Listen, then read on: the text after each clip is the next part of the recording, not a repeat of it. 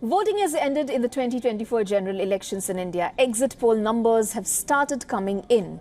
Exit polls have predicted big wins for the BJP at this hour. The India News D-Dynamics exit poll has said Prime Minister Narendra Modi will return for a third term and that the NDA will get 371 seats.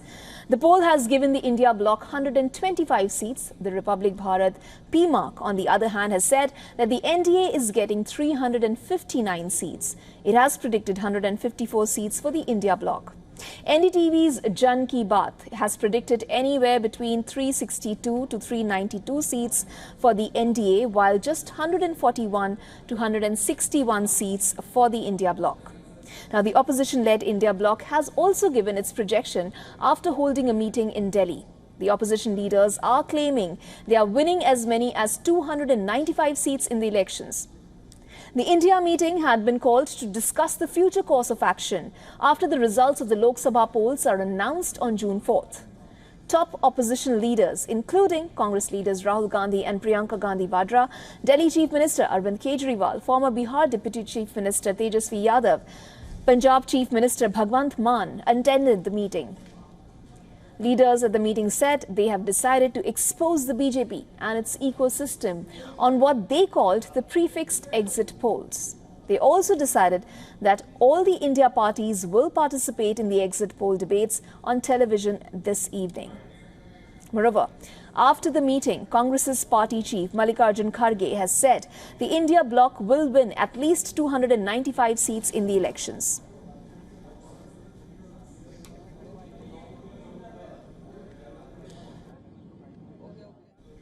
The same was also reiterated by Delhi's Chief Minister Arvind Kejriwal. He also said that the India bloc is moving towards to form a strong and stable government on its own.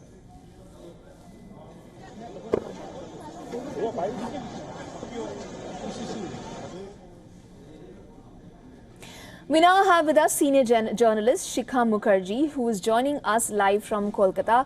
Shikha, welcome to the broadcast. Thank you so much for joining us. Now, first up, let me just throw a little basic detail about the exit polls that have started coming in here.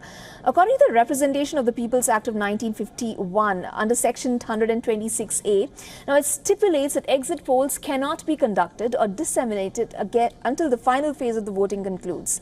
So does the length of the electoral process impact the outcome and the accuracy of the exit polls, you'd say? Well, actually, it gives them a lot of time to gather their figures, because if you look at the phases, it's, almost on a weekly basis. So it's a kind of leisurely process. But in the leisurely process, I don't think, as an exit poll, it makes much of a difference. Conducting an exit poll in an election of a country which is as large as India, with the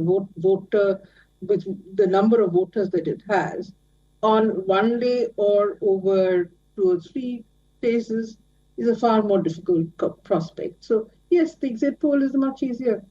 It's easier for the exit poll companies to conduct an exit poll with a long stretch of 44 days to do it. Shikha, talking about the India bloc here, since you are from Kolkata, let me ask you this. The India bloc, in fact, the TMC, for example, has functioned as a separate party in the state of West Bengal. After what we saw with South numbers coming in right now, with NDA making inroads in Kerala and Tamil Nadu, would you say that a similar thing can be expected in West Bengal as well? That is a question that is very difficult to answer in West Bengal as of today. For the simple reason that West Bengal's elections are normally binary between, it was Trinamool versus the BJP. In 2019, it was the Trinamool versus the BJP in the 21 state assembly elections. This time, there is a third force which has emerged on the scene. And it is the third force is the left and the Congress working in alliance. This alliance was there also in 2021. It was there in 2019. The difference is that of this alliance between 2019, 2021, and 2024, the left seems to have uh, begun its turnaround. And that turnaround, it kind of changes the dynamics of how the election and the voters have choices.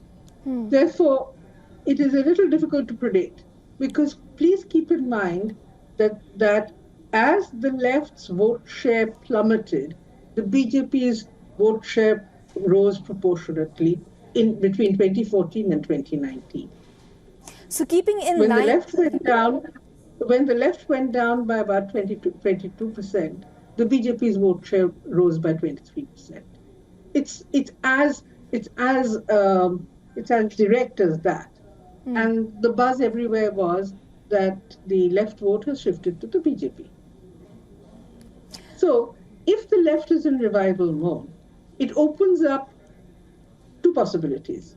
One, that the left will take back the votes that the BJP that moved to the BJP in 2019 and 2021, or the left will eat into some of the BJP's votes and eat into some of the Trinamool's votes.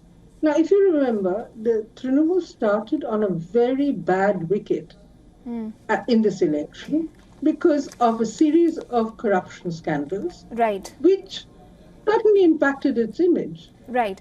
But then the election campaign changed, and so the Trinamool's disadvantage over corruption was overshadowed by other issues. Shikha, since the exit polls have started coming in, what is your estimation of the BJP's performance in Bengal? How do you see them perform? I don't do this kind of how many seats they're going to get, etc. I don't do this. Right. What I can see is that there are trends, and that's where what I'm willing to commit myself to. Sure. So the trends is what we were talking about. However, we were talking about this on the show as well, how Mallika Kharge Arjun has said that the India bloc is going to secure around 295 seats. I'm just trying to ask you to predict a trend here. Would you say that this estimation is well-founded, or do you think it's an over or an underestimation?